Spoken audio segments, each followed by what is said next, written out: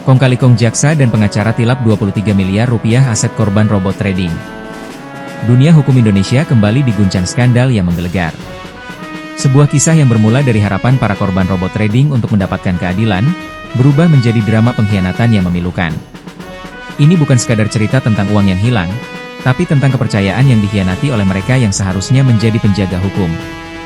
Semuanya berawal dari kasus robot trading Fahrenheit, di mana aset senilai 61,4 miliar rupiah disita oleh penyidik Bareskrim Polri.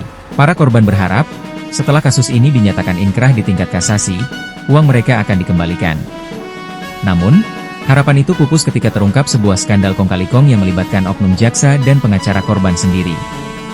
Jaksa Azam Ahmad Ahsyah, yang saat itu bertugas sebagai jaksa penuntut umum di Kejaksaan Negeri Jakarta Barat, diduga bekerja sama dengan dua pengacara korban, berinisial Bang dan OS. Alih-alih mengembalikan seluruh aset kepada korban, mereka memilih untuk membagi-bagi uang tersebut di antara mereka sendiri.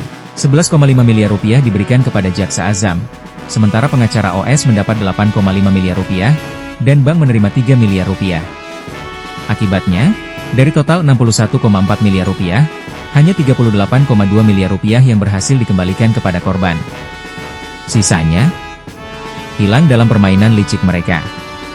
Kepala Kejaksaan Tinggi Jakarta, Patrisius Rianjaya, mengungkapkan fakta mengejutkan ini dalam konferensi pers. Azam, yang kini menjabat sebagai Kasih Intel Kejaksaan Negeri Landa Kalimantan Barat, telah ditangkap dan ditahan di Rutan Salemba Cabang Kejagung selama 20 hari ke depan.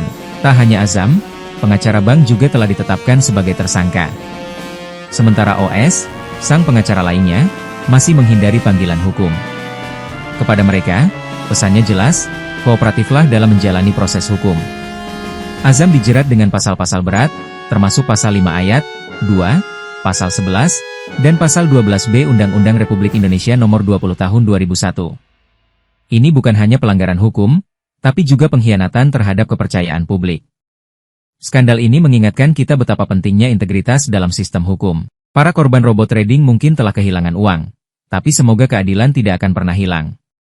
Ini adalah cerita tentang pengkhianatan, tapi juga tentang harapan bahwa kebenaran akan selalu menang. Ikuti terus informasi-informasi lainnya di SIP News Network.